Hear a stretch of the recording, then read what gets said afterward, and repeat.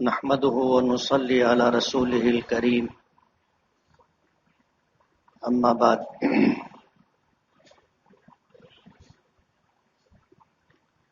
اعوذ بالله من الشيطان الرجيم بسم الله الرحمن الرحيم يا ايها الذين آمنوا اصبروا وصابروا ورابطوا واتقوا الله لعلكم تفلحون صدق اللہ العظیم۔ بزرگان محترم اور عزیز دوستو،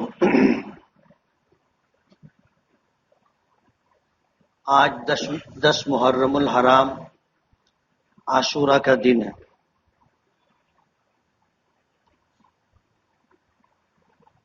پچھلے ہفتے عاشورہ کے عنوان سے گفتگو کی تھی اور یہ بات واضح کی تھی کہ یہ دن روز اول سے بابرکت میں اللہ پاک نے حضرت آدم علیہ السلام کی توبہ قبول فرمائی تھی۔ حضرت نوح علیہ السلام کی کشتی جودی پہاڑ سے لگی تھی۔ حضرت ابراہیم علیہ السلام کو اللہ پاک نے نار نمرود سے محفوظ رکھا تھا۔ حضرت موسیٰ علیہ السلام کو اللہ پاک نے بنی اسرائیل کے ساتھ دریائے قلزم پار کروایا تھا اور فرعون غرق ہوا تھا۔ اسی دن حضرت ایوب علیہ السلام کی مصیبت، ابتلا اور آزمائش ختم ہوئی تھی۔ یہی وہ دن تھا جس دن حضرت عیسیٰ علیہ السلام کو اللہ پاک نے آسمانوں پر زندہ اٹھا لیا تھا، اور یہی وہ دن ہے جس میں حضرت حسین رضی اللہ تعالی عنہ اور خانوادہ اہل بیت کے 16-17 اور ان کے ساتھ دینے والے ان کے مددگار میدان کربلا میں شہید ہوئے تھے۔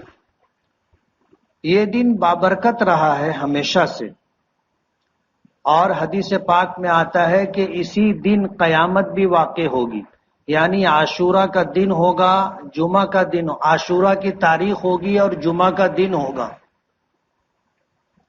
اور بھی واقعات ہیں جو اس دن میں پیش آئے۔ آج انشاءاللہ سبھی روزہ ہوں گے، اور پچھلے ہفتے گفتگو ہوئی تھی۔ آج اس وقت پوری دنیا میں گفتگو کا جو موضوع ہے وہ افغانستان ہے۔ اتفاق کہیے کہ افغانستان میں غالب اکثریت مسلمانوں کی،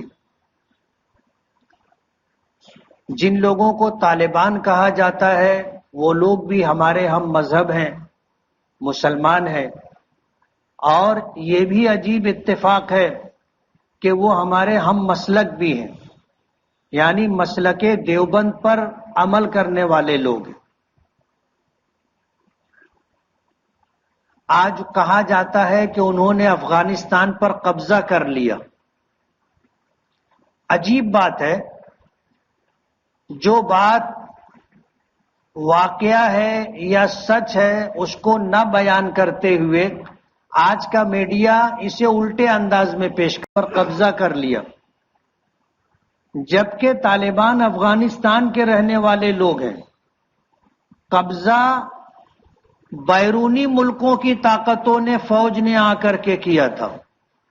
پوری دنیا اس بات کو جانتی ہے کہ ناٹو ممالک کے 48 ملکوں کی فوجوں نے افغانستان پر آ کر قبضہ کیا تھا، اور یہ قبضہ بھی تقریباً 20 سال رہا۔ ان کے آنے سے پہلے افغانستان میں حکومت تھی؟ ایسا نہیں تھا کہ وہاں کسی کی حکومت نہیں تھی، اور آپ جانتے ہیں کہ جمہوریت میں اقتدار بدلتا ہے۔ کل کسی اور کی حکومت تھی، آج کسی اور کی حکومت ہے۔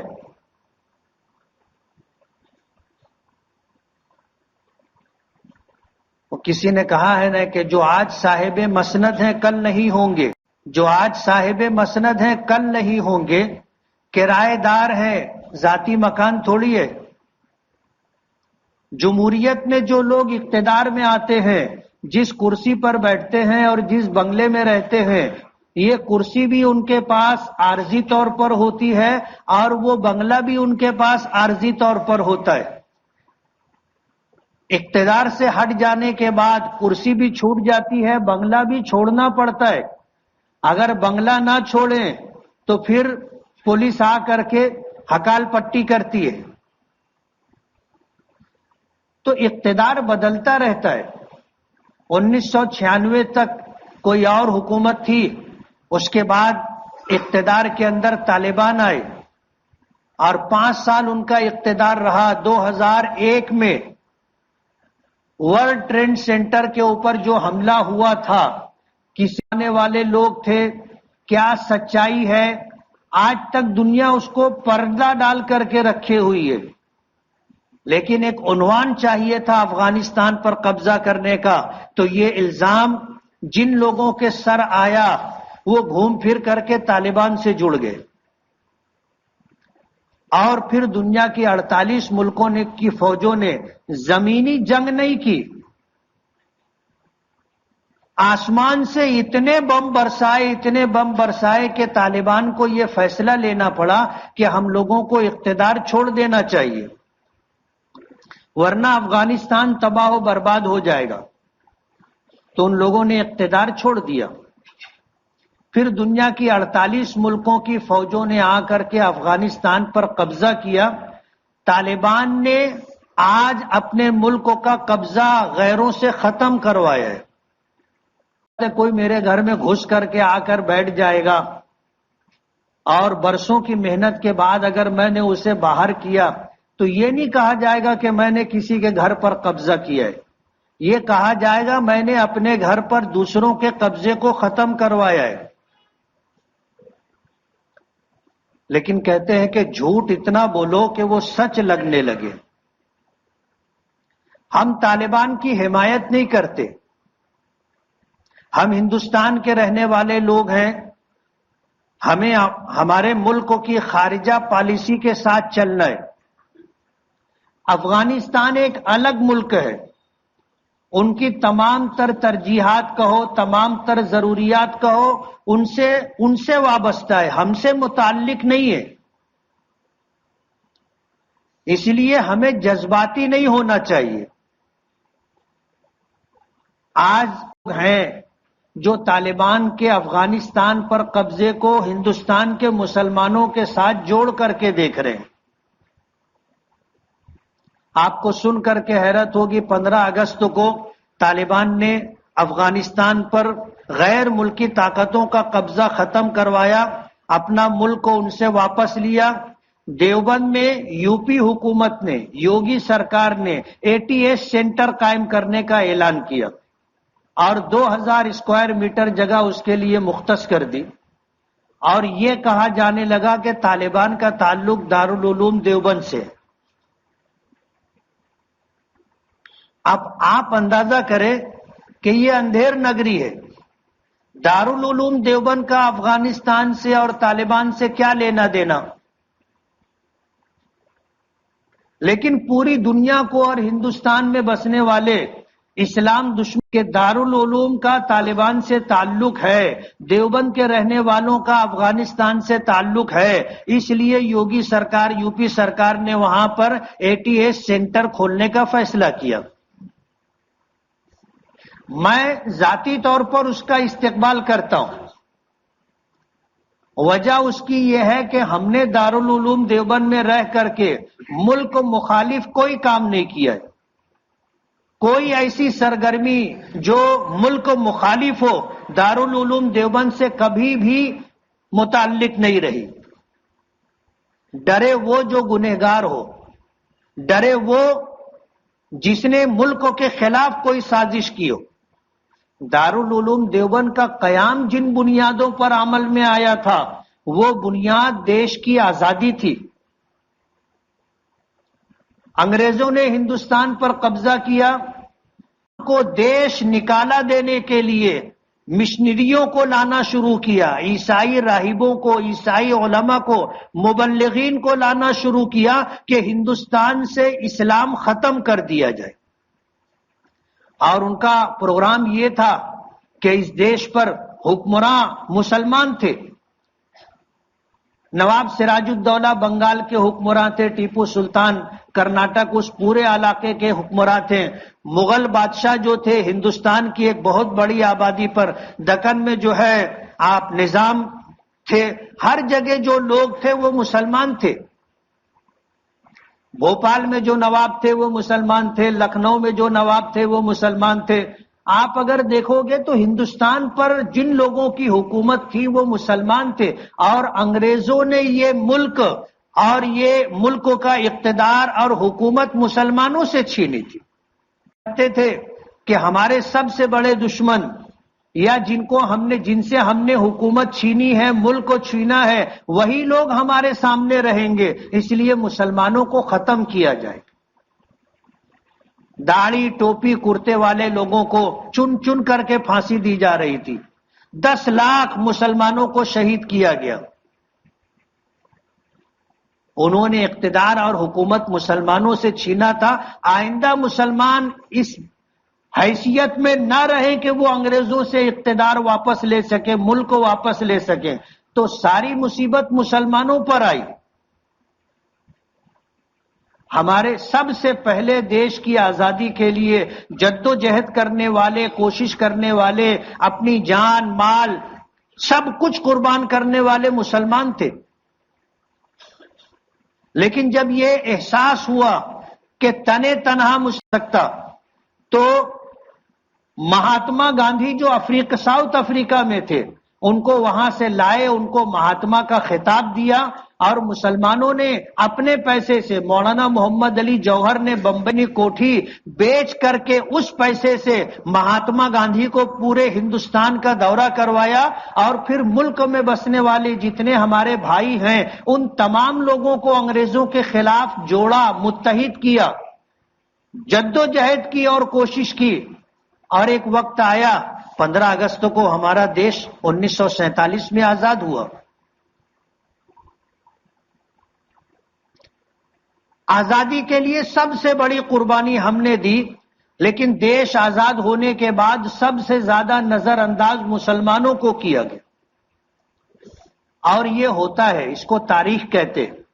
ایک وقت ہندوستان پر ہم حکمراں تھے. آج علماء اور اکابرین نے ہندوستان کا جو دستور بنایا وہ سیکولر، غیر مذہبی دستور بنایا کہ اس ملک میں کسی کی مذہبی حکومت نہیں ہوگی، اس ملک میں سیکولر حکومت ہوگی. ہر مذہب کے رہنے والوں، ہر مذہب کے ماننے والوں کو، اس ملک میں رہنے والوں کو مکمل آزادی ہوگی. وہ اپنی عبادت گاہیں بنا سکتے ہیں، درس گاہیں بنا سکتے ہیں، اپنے مذہب کی دعوت و تبلیغ کر سکتے ہیں، اپنے مذہب کے مطابق زندگی گزارنے میں آزاد رہیں گے. یہ دستور جمعیت علماء کی کوششوں سے بنا ہے، اکابرین جمعیت کی کوششوں سے بنا ہے. آج اسی دستور کا فیض ہے کہ ہم مسجد بنا لیتے ہیں، عیسائی چرچ بنا لیتے ہیں، سکھ گردوارا بنا لیتے ہیں، ہندو بھائی مندر بنا لیتے ہیں، اور ہر ایک کی اپنے مذہب کی دعوت و تبلیغ کی اجازت ہے،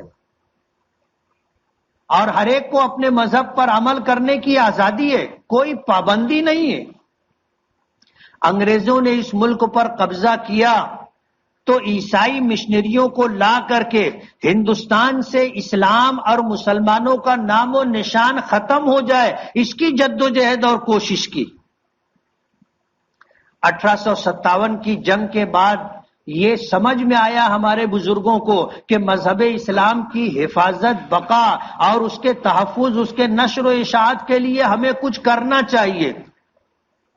اب ہم میدان میں جنگ لڑنے کے اہل نہیں رہ گئے، ہماری طاقت ختم ہوتی جا رہی ہے، ہم کمزور ہوتے جا رہے ہیں.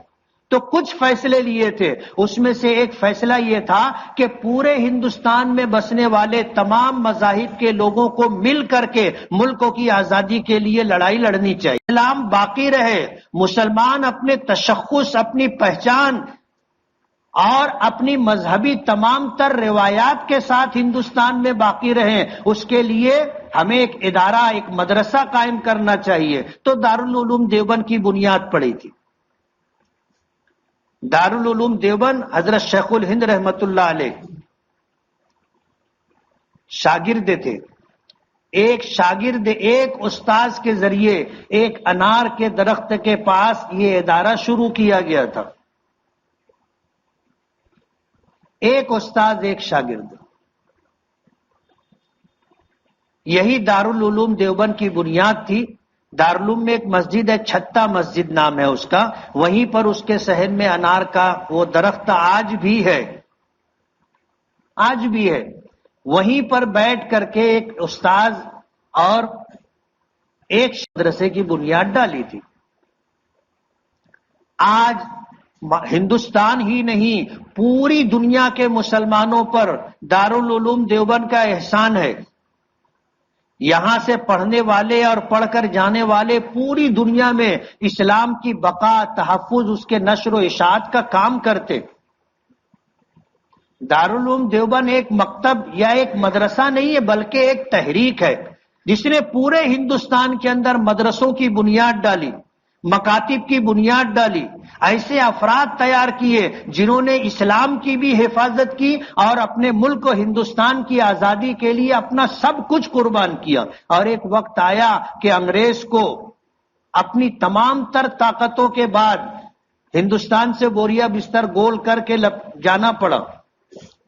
تاریخ کہتی ہے کہ اتنی بڑی حکومت تھی کہ ان کی سلطنت میں سورج غروب نہیں ہوتا، لیکن 15 اگست 1947 کو دیش آزاد ہوا۔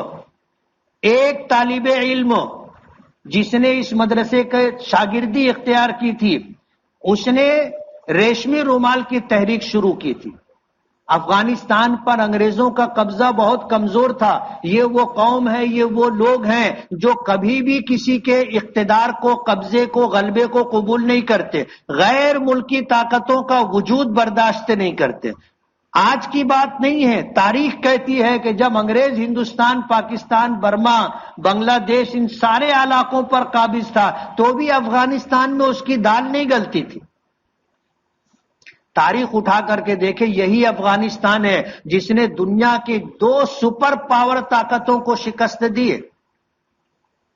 روس آیا تھا اور ایک لمبے عرصے تک اس نے بھی افغانستان کے رکھا تھا، لیکن یہی افغانی لوگ تھے جنہوں نے اس کی طاقت کو پارا پارا کر دیا اور روس ٹکڑوں میں بٹ گیا۔ 2001 میں امریکہ ناٹو ممالک 48 ملکوں کی فوجیں لے کر کے آیا۔ 350 ارب ڈالر خرچہ کرنے کے بعد معاہدہ کر کے، ایگریمنٹ کر کے امریکہ اور ناٹو کی فوجیں افغانستان سے نکلی۔ یعنی اگر دیکھا جائے یا کہا جائے کہ انہوں نے جانے کا راستہ مانگا کہ ہم کو چلے جانے دو، یہ تاریخ ہے۔ ہم کسی کی حمایت بھی نہیں کرتے، مخالفت بھی نہیں کرتے، لیکن تاریخ ہے یہ۔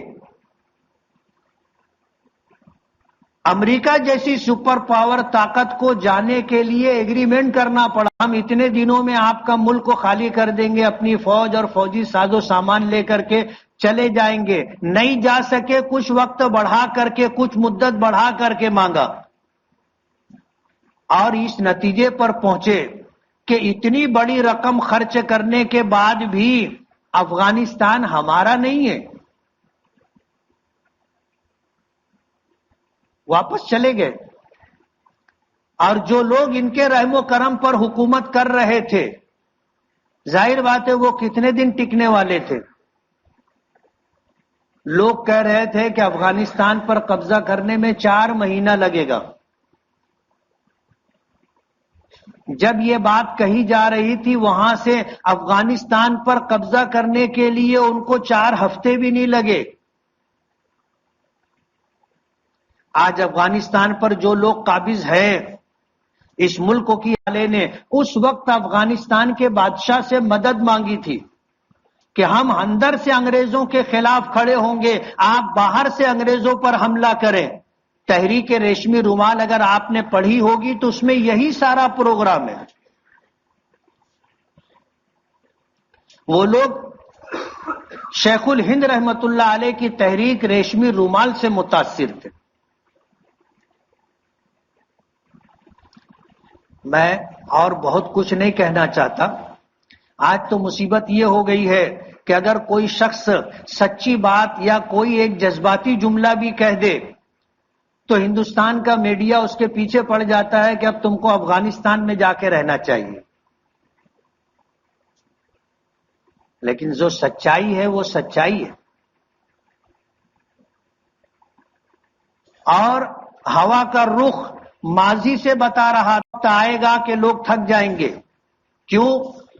جنگ ہتھیار سے نہیں جیتی جاتی، طاقت کے بل پر نہیں جیتی جاتی، جنگ حوصلوں سے جیتی جاتی ہے، شجاعت اور بہادری سے جیتی جاتی ہے. 2016 میں پارلیمنٹ میں اسد الدین اویسی نے کہا تھا کہ ہندوستان کی حکومت کو طالبان سے بات کرنی چاہیے. تو پورے ہندوستان کے فرقہ پرستوں کو یہ بات بہت بری لگی تھی. لیکن آج صورتحال ایسی بن گئی ہے کہ ہماری خارجہ پالیسی ایسی ہے کہ ہمیں نہ نگلتے بن رہا ہے نہ اگلتے بن رہا ہے. ہمارے ملک نے، ہماری سرکار نے کئی ارب ڈالر وہاں پر خرچہ کیا ہے. جو پروجیکٹ شروع کیے تھے وہ سارے ادھورے پڑے. خارجہ نے قطر دوحہ کے کانفرنس میں یہ بات کہی تھی کہ اگر طاقت کے بلبوتے پر افغانستان پر کوئی قبضہ کرتا ہے تو ہم ان کی حکومت کو مانیں گے نہیں. آج چین جیسی طاقت، روس جیسی طاقت افغانستان میں برسر اقتدار جو لوگ ہیں ان سے بات چیت کر رہے ہیں. انہوں نے اپنی ایمبیسی وہاں ختم نہیں کی، باقی رکھی ہے. تو ہوا کا رخ تو نظر آ رہا تھا کہ کیا ہونے والا ہے. سدا کا اقتدار صرف اللہ کا ہے. اللہ کے علاوہ کسی کا اقتدار ہمیشہ نہیں رہتا. اور دنیا کی تاریخ ہے، تبدیلی آتی ہے. آج کوئی اور ہے، کل کوئی اور ہوگا. یہ دنیا کی تاریخ، اس پر کوئی گفتگو نہیں کرنی ہے. مجھے جو بات کہنی ہے کہ ہم نہ طالبان کی حمایت کرتے ہیں نہ مخالفت کرتے. آج وہ اقتدار میں آئے ہیں، آنے والا کل بتائے گا. مستقبل میں ان کے فیصلے بتائیں گے کہ اگر انہوں نے ملک میں رہنے والوں کو محبت دی، مفاہمت اور مصالحت سے کام کیا، اور افغانستان ان کے دیش میں رہنے والی عام عوام کی جان، مال، دین، ایمان، عزت و آبرو اگر محفوظ ہے تو ہم ہی نہیں پوری دنیا ان کی تعریف کرے گی. پوری دنیا تعریف کرے گی اور ہم بھی ان کے ساتھ ہوں گے. اور اگر انہوں نے افغانستان کے اندر یہ کام نہیں کیا کہ محبت اور مفاہمت سے کام نہیں لیا، اگر لوگوں کی جان، مال، عزت و آبرو محفوظ نہیں رہی، ساری دنیا ان کو برا کہے گی. اس لیے آج ہندوستان کا مسلمان بہت نازک پوزیشن میں ہے. آج ہماری مجبوری آپ اگر سنو گے تو حیرت ہوگی کہ ہمارے مسلم پرسنل لا بورڈ کے 2 نمائندوں نے، مولانا سجاد نعمانی صاحب نے افغانستان پر طالبان کی فتح کے بعد، قبضہ واپس لینے کے بعد، انہوں نے ایک پیغام دیا کہ ہم ان کو سلام کرتے، ہم ان کو مبارکباد دیتے. ہندوستان کا میڈیا ان کے پیچھے پڑ گیا. مولانا عمرین صاحب نے کچھ بات کہہ دی، میڈیا ان کے پیچھے پڑ گیا. مسلم پرسنل لا بورڈ کو یہ واضح کرنا پڑا کہ یہ ان لوگوں کی اپنی ذاتی رائے ہے، ان کی اپنی ذاتی بات ہے. مسلم پرسنل لا، آپ ہماری مجبوری سمجھو، یہ مجبوری ہے کہ مسلم پرسنل لا بورڈ کے سیکریٹری کی بات کو اور مسلم پرسنل لا بورڈ کے آپ یوں کہے کہ پروکتا، نمائندے کو آج مسلم پرسنل لا بورڈ کو یہ کہنا پڑ رہا ہے کہ ان کی باتوں سے ہمارا کچھ لینا دینا نہیں ہے. اور یہی پیغام میں آپ کو دینا چاہتا ہوں کہ ہمیں جذبات میں کوئی بات نہیں کہنی ہے. ہمارے ہاں کہنے سے نہ کہنے سے وہاں کوئی فرق پڑنے والا ہے؟ کوئی فرق پڑنے والا نہیں. وہ جو کر رہے ہیں اس کے ذمہ دار ہیں، اور جو کریں گے اس کے ذمہ دار وہ خود رہیں گے۔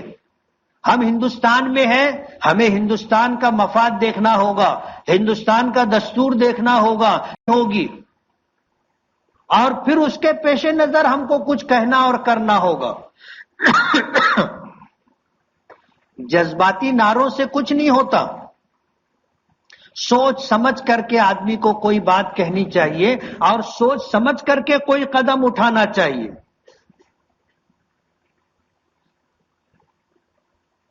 آج اگر پورا ہندوستان ان کی حمایت میں کھڑا ہو جائے تو ان کا کیا بننے والا ہے، اور ان کی مخالفت میں کھڑا ہو جائے تو ان کا کیا بگڑنے والا ہے؟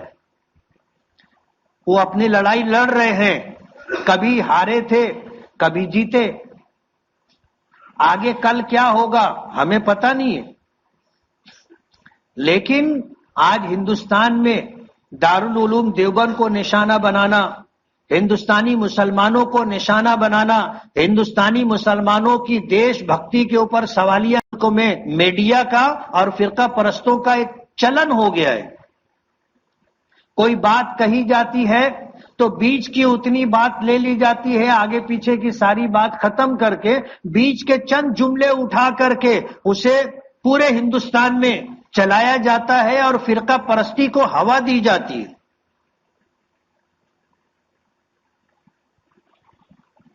میں نے شروع میں یہ بات کہی کہ یہ اتفاق ہے کہ ہم مسلمان ہیں، وہ بھی مسلمان۔ یہ بھی اتفاق ہے کہ ہم مسلک دیوبند پر عمل کرنے والے ہیں، وہ بھی مسلک دیوبند پر عمل کرنے والے ہیں۔ لیکن میں آپ سے پوچھتا ہوں، ہم میں کوئی ایسا ہے جو افغانستان گیا ہو؟ کوئی ایسا ہے جس کی رشتہ داری ہو وہاں پر؟ نہ ہم نے کبھی افغانستان دیکھا اور نہ وہاں کے لوگوں سے ہماری کوئی رشتہ داری ہے، اور اتفاق ہے کہ وہ بھی مسلمان ہیں۔ اس نسبت سے بہرحال کچھ نہ کچھ تو ہم پر اثر پڑے گا، اور اس اتفاق سے کہ وہ بھی مسلک دیوبند پر عمل کرنے والے ہیں، کسی نہ کسی درجے میں ہم اس سے متاثر ہیں۔ آپ اگر سوچو، اگر معاملہ اس کے برعکس ہوتا، الٹا ہوتا کہ افغانستان میں بسنے والے یہ طالبان اگر مسلمان نہیں ہوتے، عیسائی ہوتے، تو کیا عیسائی لوگوں کو خوشی نہیں ہوتی؟ ہندو ہوتے تو کیا ہندوستان کے ہندوؤں کو خوشی نہیں ہوتی؟ جو چیز فطری ہے اس کو عنوان بنا کر کے ہندوستانی مسلمانوں کی ملک سے محبت پر سوالیہ نشان قائم کرنا، یہ انصاف کی بات نہیں۔ میں آپ کو یہ پیغام دینا چاہتا ہوں کہ افغانستان اور طالبان کو لے ایسی بات نہیں کہنی چاہیے، کوئی ایسا میسج وائرل نہیں کرنا چاہیے سوشل میڈیا پر کہ فرقہ پرستوں کو ہمارے خلاف کچھ کہنے کا، کچھ کرنے کا موقع ملے۔ آج اس بات کو لے کر کے لوگوں کی گرفتاریاں ہو رہی ہیں، لوگوں پر مقدمات قائم کیے جا رہے ہیں۔ دیوبند جیسی بستی جہاں دارالعلوم دیوبند ہے، وہاں اس کا سینٹر قائم کیا جا رہا ہے۔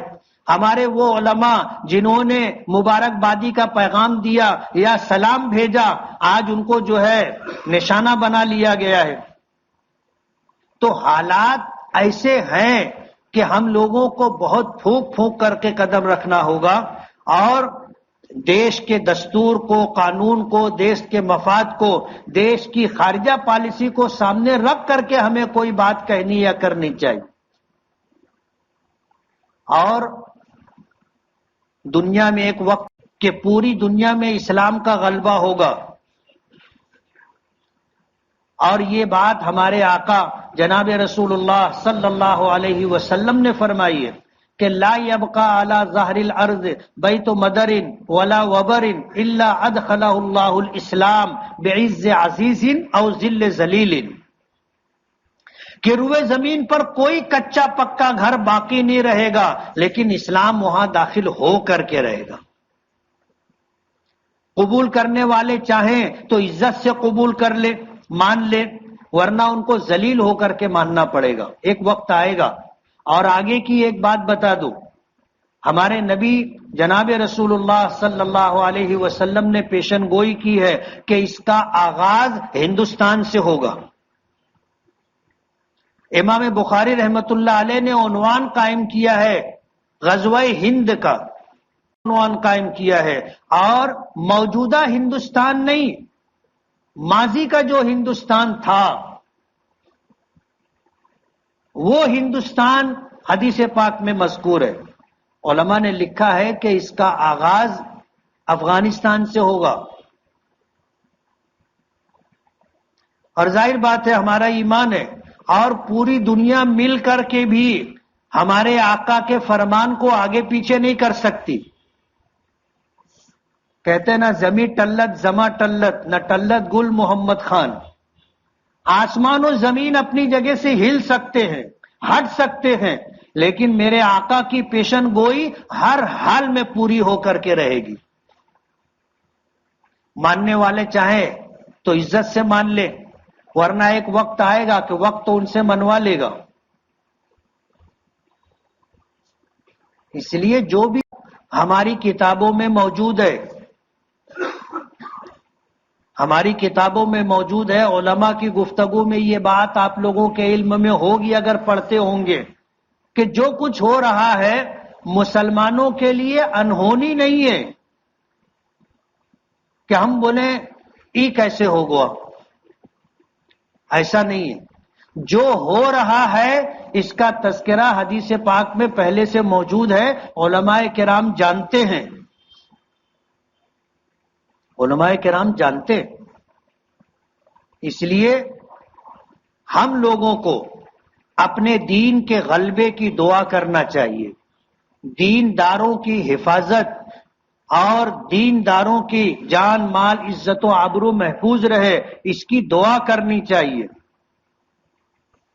جو ہونا ہے یہ ہوتا رہے گا، نہ بگاڑ سکتے۔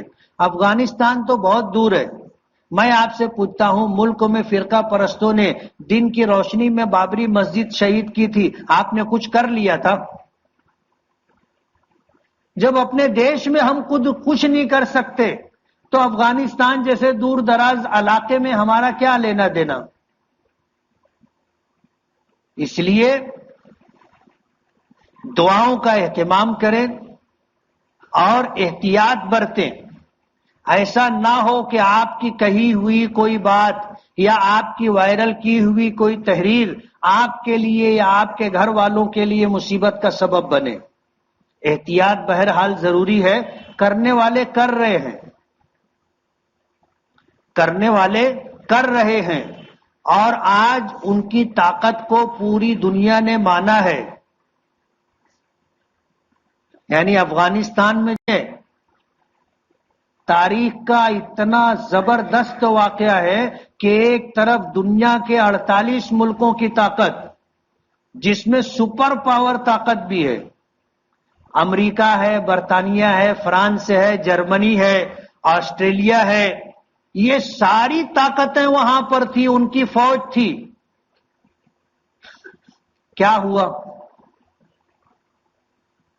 بوریا بستر گول کر کے جانا پڑا، 20 سال کی انرجی ضائع کرنی پڑی، 350 ارب ڈالر سے زیادہ پیسہ خرچہ کرنا پڑا، ملا کیا؟